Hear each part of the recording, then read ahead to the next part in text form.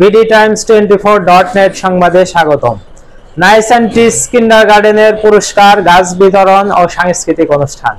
মোহাম্মদ রমজান বিশ্বাসের পাঠানো তথ্য ও ভিডিও চিত্রে বিস্তারিত।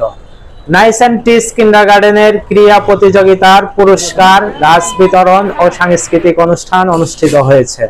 শনিবার 12টার দিকে নাইস অ্যান্ড টিস কিন্ডারগার্টেনে এই অনুষ্ঠান অনুষ্ঠিত হয়। উক্ত অনুষ্ঠানে সম্মানিত অতিথি হিসাবে উপস্থিত ছিলেন মুন্সিগঞ্জ জেলা ছাত্রদলের সাবেক সাধারণ সম্পাদক হুমায়ুন আহমেদ, সাবেক শহর যুবদল যুগ্ম সাধারণ সম্পাদক মোহাম্মদ শাহ আলম হাওলাদার, মুন্সিগঞ্জ সাংবাদিক ক্লাবের সভাপতি মোহাম্মদ রুবেল, কিন্ডারগার্টেনের প্রতিষ্ঠাতা মোহাম্মদ ডালিম গাজী, কিন্ডারগার্টেনের অধ্যক্ষ সোহানা আক্তার, প্রতিষ্ঠাতা পরিচালক সানোয়ার হোসেন। এছাড়াও অভিভাবক, শিক্ষার্থী ও গণ্যমান্য ব্যক্তিবর্গ এ অনুষ্ঠানে উপস্থিত ছিলেন। পুরস্কার বিতরণের পূর্বে হুমায়ুন আহমেদ বলেন, দীর্ঘ একটা ফ্যাসিস্ট সরকারের পতনের পরে আমরা উন্মুক্তভাবে সবকিছু করার একটা সুযোগ সুবিধা পেয়েছি।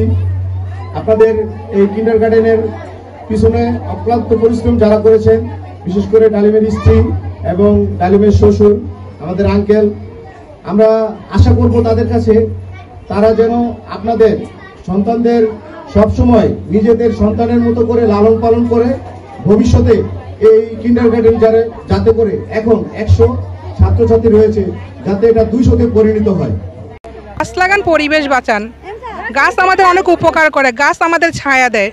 সেজন্য আমরা গাছ কখনো কাটবো না। আমরা যত বেশি পারি আমরা গাছ লাগাবো, আমরা কখনো গাছকে কাটবো না।